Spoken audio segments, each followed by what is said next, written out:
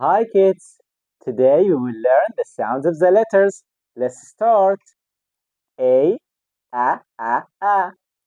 B, B. C, D, D. E, E. F, G, G. H, H. I, J, J. K,